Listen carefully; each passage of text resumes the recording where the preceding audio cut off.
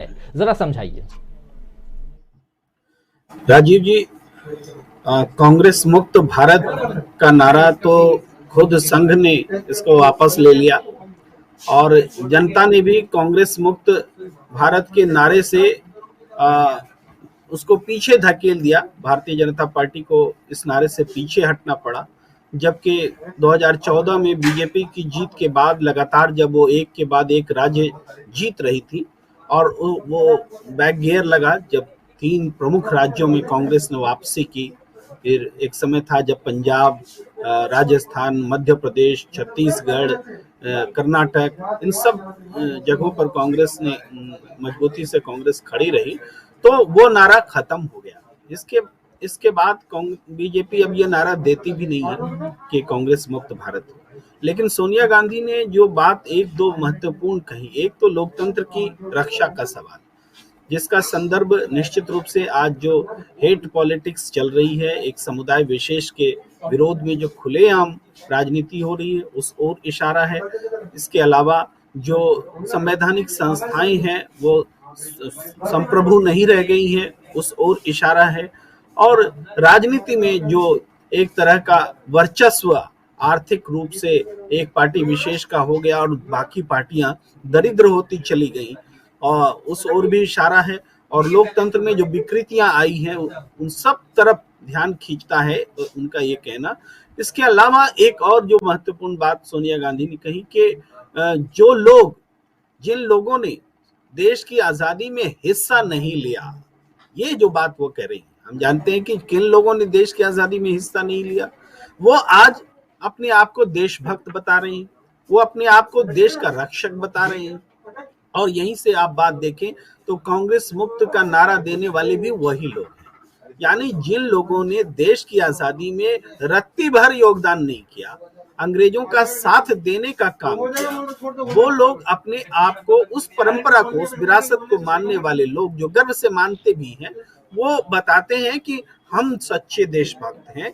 और जिन लोगों ने देश के लिए आजादी की लंबी लड़ाई लड़ी, उसका नेतृत्व किया, उस विरासत को जो मानने वाले लोग हैं, उनको वो देशद्रोही, पाकिस्तान परस्त, चाइना परस्त, यानी देश के खिलाफ काम करने वाला बता रहे हैं।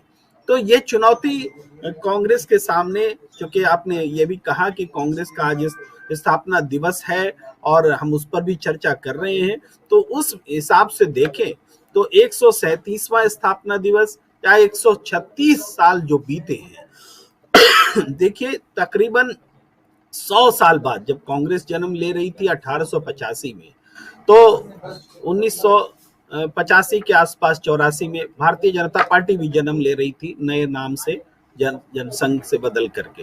एक 100 साल का फर्क देखें तो भारतीय जनता पार्टी ने 84 के बाद से जो सफर तय किया है 36-37 साल, और कांग्रेस ने 136-37 साल का जो सफर पूरा किया है, इन दोनों को हम कंपेयर करते हैं तो आज की स्थिति में कांग्रेस जरूर कमजोर है। कमजोर इसलिए कई कारण हैं, और कांग्रेस ने लंबा समय भी शासन किया है, एंटी इनकम्बेंसी भी रही है। कांग्रेस गैर कांग्रेसी शासन के लिए जो राजनीति चली वो जयप्रकाश नारायण जी के आगे उत्तरोत्तर चलती गई। जनता पार्टी की सरकार बनी, वो फेल हुई। फिर आप इतिहास जानते हैं, बीपी सिंह तक हम लोग पहुंचे, तरह तरह के गठबंधन के प्रयोग हुए, और धीरे धीरे वो एक गैर कांग्रेसवाद का नारा मूर्त रूप में, अगर विशुद्ध रूप में अगर आया, तो वो समझिए कि 2014 एक बार अटल बिहारी वाजपेयी जी की सरकार आई, उसके बाद फिर 2014 है जब आप कह सकते हैं। लेकिन इस पूरे दौर में हमने जो लोकतंत्र को मजबूत करने की जो हमारी परंपरा रही है, उसको हमने खोया है। आज हम ऐसे खतरे का सामना कर रहे हैं, जो हमारा शासन जनता के हित में जन सरोकारी नहीं रह गया है। इस चिंता को हम रोज चर्चा कर रहे हैं, विभिन्न घटनाओं में चर्चा कर रहे हैं, और ये वास्तव में एक विमर्श है, चिंता है। सारे देश के इंटेलेक्चुअल्स को अर्बन नक्सल बोल दिया जाता है, सारे सामाजिक कार्यकर्ताओं को, पत्रकारों को, जो स्वतंत्र आवाज हैं, उन स्वतंत्र आवाज को किसी न किसी तरह से बंद करने के लिए उनको मुकदमों में झोंक दिया जाता है। और दूसरी तरफ इनके खिलाफ जो हेट स्पीच देते हैं, खुलेआम आज की सत्ता को जो चुनौती देते हैं, जो भी धर्म संसद में हुआ या इससे पहले भी कई घटनाएं घटी, वह तो वर्तमान सत्ता को चुनौती है।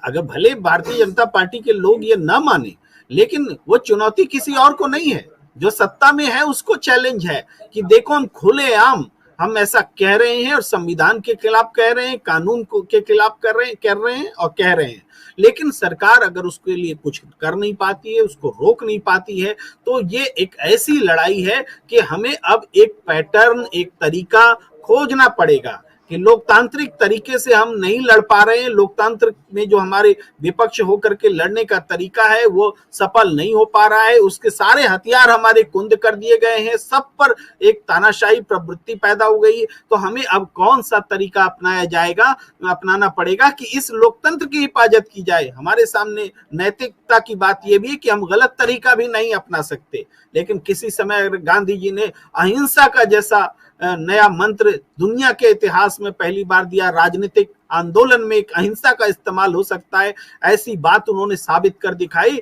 तो हमें एक बार फिर ऐसे ही इनोवेटिव आंदोलन की जरूरत है जो इस तरीके से ऐसे हमलों को दूर कर सके। कम से कम आज सोनिया गांधी इसी चिंता की ओर इशारा करते दिख रही हैं। जी बहुत महत्वपूर्ण बातें आप रख रहे हैं प्रेम को। बिछ गई सियासी विसार, खेला जा रहा है सियासी खेल, जारी है वार पलटवार, शह और मात के खेल में बनाई जा रही है रणनीति। कौन पड़ेगा किस पर भारी, ये कभी भी सिर्फ हस्तक्षेप.com पर अमलेंदु उपाध्याय के साथ।